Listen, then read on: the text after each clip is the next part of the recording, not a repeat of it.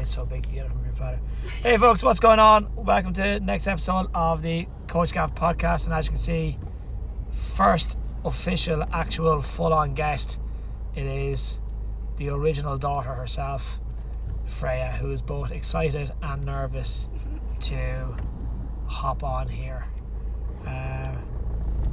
So, what do you want to talk about? I don't know. Should have planned this one through. Yeah.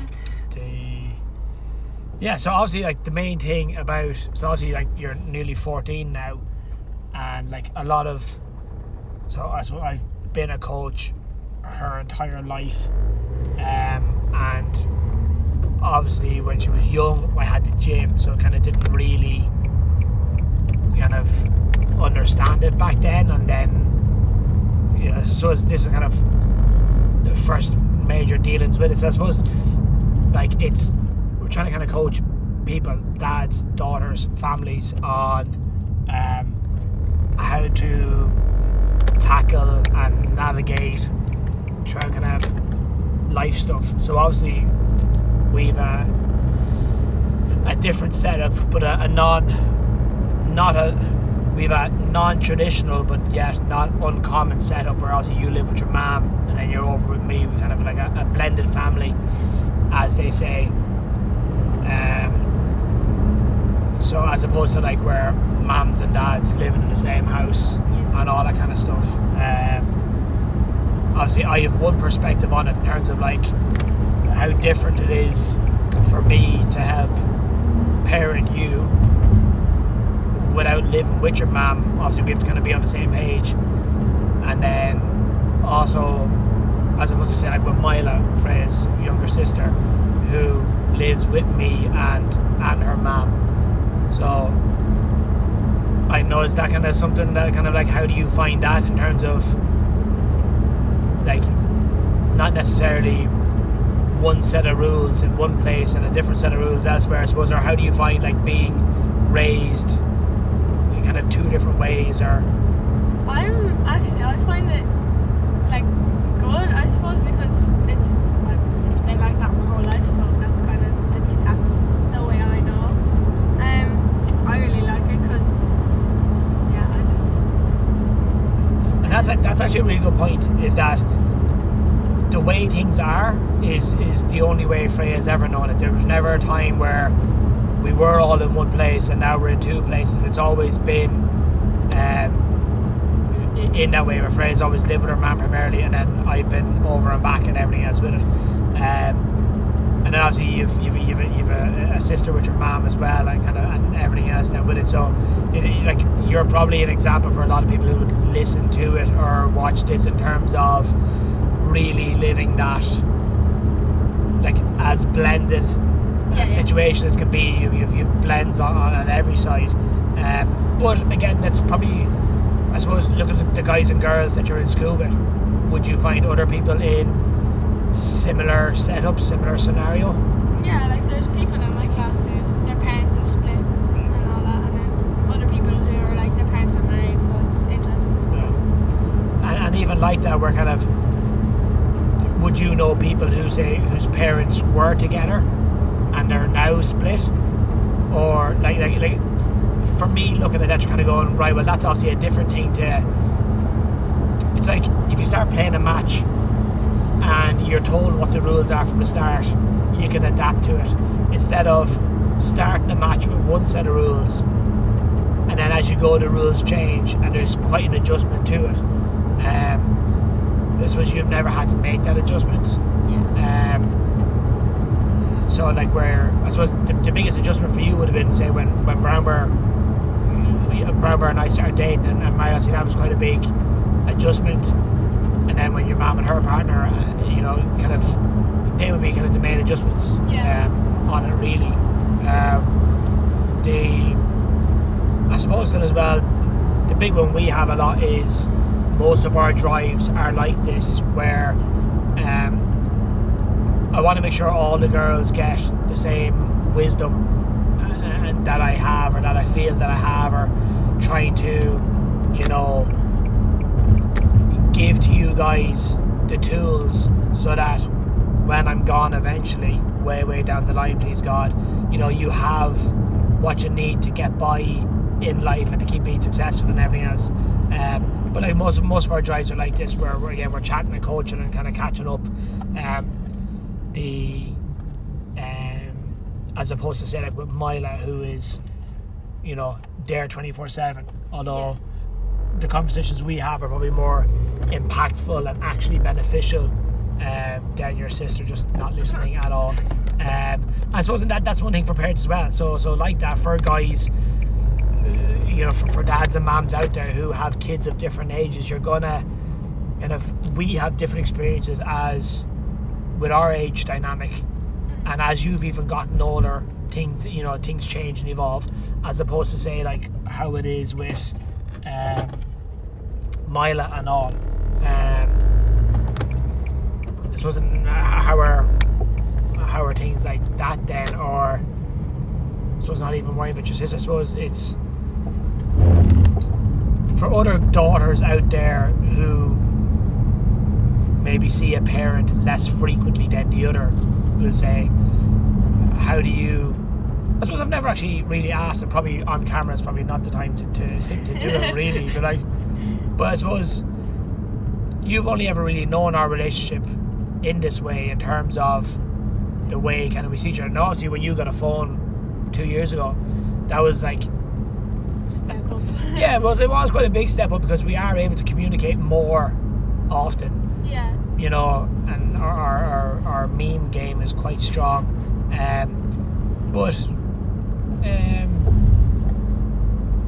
Yeah, I don't know kind of really where kind of it was. Yeah, and I don't know, like part of me was like, oh yeah, look, because it's great perspective to have, because I only see our situation and our relationship from my way to you, as opposed to seeing it from you to me. Yeah. Yeah. Yeah, I kind of like that actually.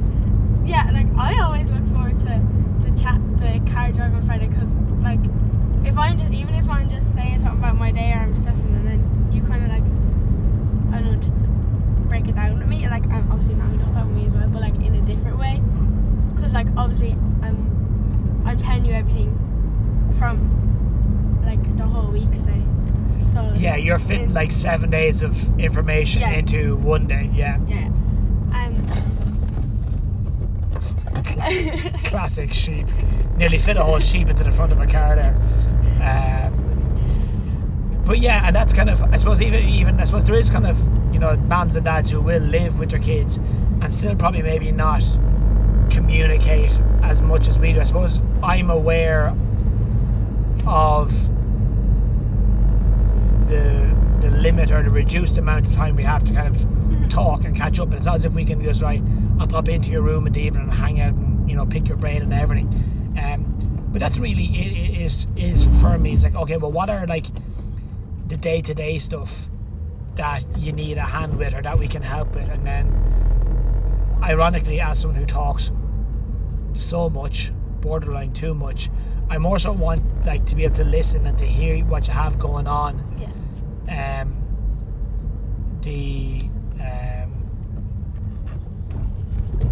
Yeah, I suppose, and even like as a teenage daughter, you know, it's,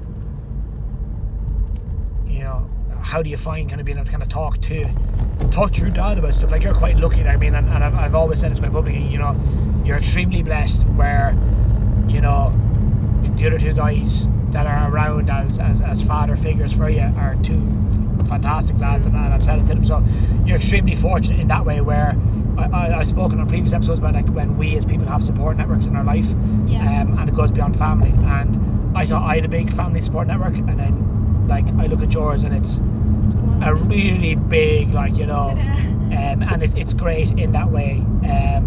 How do you, as a teenage girl in 2025, you know,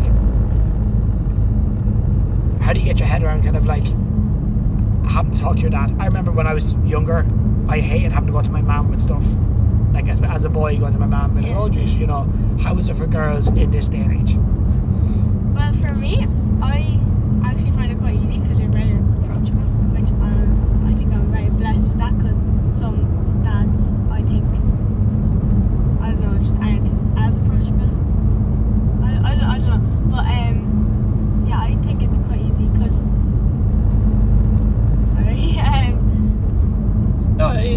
and that's, I think, like, out of all the years, I think we've only ever really had like a giving out conversation once, and that was the shoes. Yeah. But even like in that scenario, there was a case of where I was able to hold my hands up and say, right, I was at fault for this section of it. Yeah.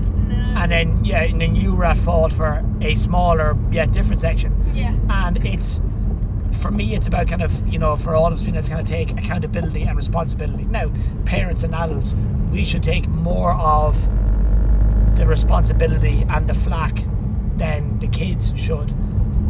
But Yeah, I saw so. like that, I suppose it's, I've always wanted you to be able to communicate to me, and to do so freely, not necessarily easily. I think that's one thing kind of dads and daughters and mom, family in general, we need to understand our desire as parents for the kids to come and talk to us. Oh, come and talk to me whenever you want. Yeah, that's fine, and you guys are probably able to understand that, but it's a big difference then being like, I know I can come and talk to you, but the actual coming and talking to you is a little scary, because I suppose you guys maybe don't know how we might react to any scenario, not just like, I suppose, do you find it easier if, she'd probably find it easier if stop putting words in her mouth. Yeah, I know. Like, is it easier if you've got like good news, something, this is definitely good news, or this is definitely bad news, right? Well, I know it's good or bad. Is it easier coming with that stuff where it'll be good or bad, or is you like, I don't know what way they're going to react? I just say it and just like go. Whatever the answer is, like, sure. Because like, even if it's good news or bad news, or you don't know, like, kind of, you don't know how you're going to react. Just kind of, I'm happy enough to just go with it, because I know, like, you're very understanding. You and Mum, you're both very understanding people, and like, we kind of, even if it is bad news, you break it down, and then like you kind of go through, you do the pros and cons and things like that. So I don't really mind. Like, obviously beforehand I'm like, oh god, like thinking about what might happen, but then you have to get on with it. Like, not in a rude way. Yeah, no, you're right. That's a really good way of kind of phrasing it. Sometimes it is just got to get on with it. If a conversation needs to be had, or something needs to be discussed or spoken about, sometimes it is easier just to rip the band-aid off and just fucking say it, and then figure it out afterwards. Do you find then that the more you've done it as you've gotten older, and the more kind of serious chats and conversations we've had, that you're maybe less nervous or less anxious the next time you have to chat, because you're like, okay, well, I knew I was nervous in the past and everything was grand, so I also know I'm nervous now, but also it will be grand after the chat is had. Oh yeah, no, definitely, because like, excuse me. Yeah, if I'm like thinking, oh, I have, say, bad news, like, it'll be grand after, like, the chat's like gonna be the chat, and then just like sort it out and then leave it, like, kind of, once it's sorted, it's done, like, so you're not dragging it on and think about it the whole time. So it's kind of, I'm definitely less nervous. Like, I'm not nervous talking to you, but it's just saying the thing and how you're gonna react. And like, again, that's like your experience of that now. I experienced it when I was your age, and I'm sure then my mom experienced that when she was our age a long time ago. So again, like, what we're trying to kind of shine a light on here is that it's it's not uncommon how things are, more often than not. There's a lot of people going through the exact same or very similar situations, because what I suppose we're talking about here is kind of, regardless of, like, someone watching or listening to this wouldn't necessarily have to be in an identical scenario in terms of, living in separate houses, separate families, all this kind of stuff. It's more so about kind of how we communicate and how we build that relationship and foundation, and how that kind of you know, I suppose, and even looking now when you're nearly 14, I suppose, and it's changed every year, and kind of, I suppose, even looking way back to when I suppose you were 10, like, it's changed a lot, and will keep changing as it goes. I suppose, and you've maybe a unique way of, you see me dealing with your older, with Shannon and Rachel, with the older girls, you know, who are going through other stuff. I suppose, does that give you an insight into when you get to that age, or when you get into a similar scenario, it's like a glimpse of that's how it'll be dealt with, or that's how it'll be, you know, handled, or I suppose. Yeah. I do sometimes think that I'm like, okay, well then, so if this is me in the future, I can kind of see this is how this is gonna go down. Yeah. And it's, I think it's handy. It's good. Yeah. Because then I'm, you know, it's just it's like, I suppose, you're kind of, it's like seeing the trailer for a movie. You're like, okay, right, well, I know when that movie comes out, I will like it or not like it, or I have an idea of what's coming up, really. Yeah. Second one? No, I was just gonna say, like, if someone did something and then you see us does it, you're like, okay, I'm not gonna do that. Yeah. I'm gonna stay away from that. And I suppose definitely the last few years, one of the big things for us is, I think it's, you know, kind of definitely brought us closer. I think the two biggest things are probably Harry Potter and Ga. And it's, I suppose, maybe not in the moment, but looking back at it now, kind of, I suppose, from my point of view, I can see our relationship certainly got stronger and better as those things kind of came in and formed the foundation, I suppose. And like, I knew how much I enjoyed Harry Potter from when I was younger and read the books and everything else, and then when Freya started to show, I suppose, you had an interest in reading first and kind of everything else. Yeah. And then we kind of rolled the dice, and I still remember the day you bought the first book, and it took everything in my being not to, like, we'll buy all 7 today. Yeah. But it kind of became like our thing, and I suppose, and so has Gaelic. Where do you find? Yeah, the sun is quite bright. Do you find it's like taking things to a better level or next level by having like those passions in common? Like, do you think it would help other dads and daughters and mums, and if I remember that, if you have something in common with like a shared interest? Yeah, no, definitely. I think even like Gaelic, like after matches, you know, if I'm like talking about something and then you kind of give me like not feedback, kind of feedback, but like we just kind of chat about it, and it's just very relaxed and very like nice. I don't know, it's very weird, but I definitely think it's definitely brought us closer together, especially like Harry Potter when we've been to like London and all that. That was fun. But yeah, I definitely say having at least like a shared interest, like, yeah. I suppose, and even like Stormers Rugby, you know, has like definitely been, I suppose, another thing. I suppose in that then, I suppose it's become like a family interest for like the four of us, where, you know, we all kind of either watching the matches or going to it or that. And I suppose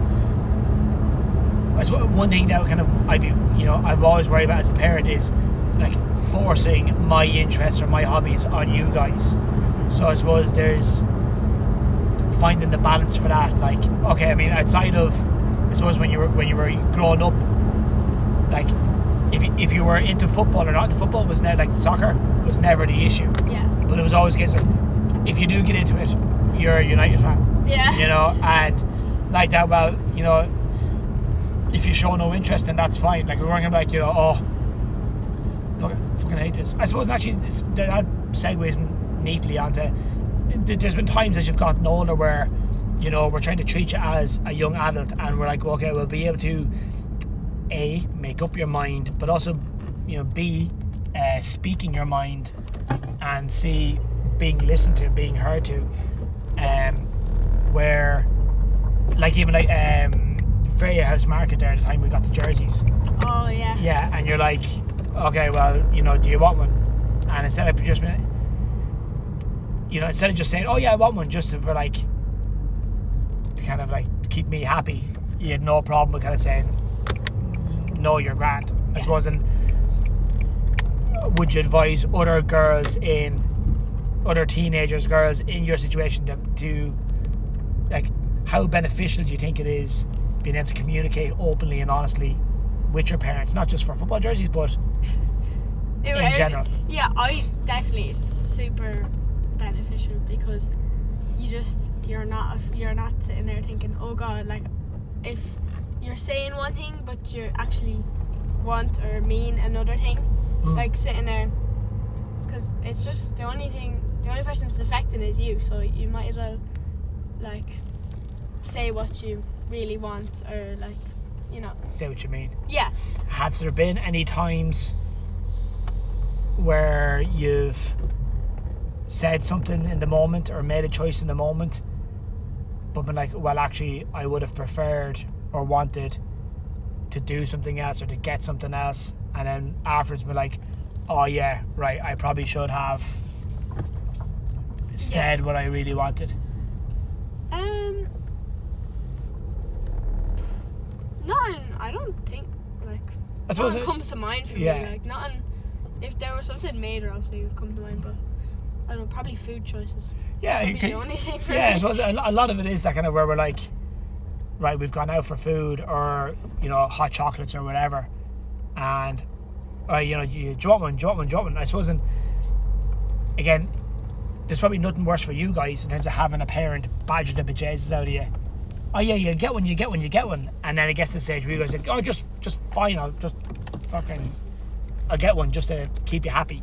Do you think it's, you know, beneficial to be kind of making choices from that point of view in terms of just saying yes or no just to kind of keep them happy, or again being honest and open, and, you know, might be awkward in the moment of saying, oh, no thanks, or no, I don't want?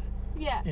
Well, I don't know, I definitely, like, you could just, no thanks, like, be honest. Sorry, I'm just losing my train. Oh, the camera moved. Yeah, it's like, oh no. Oh.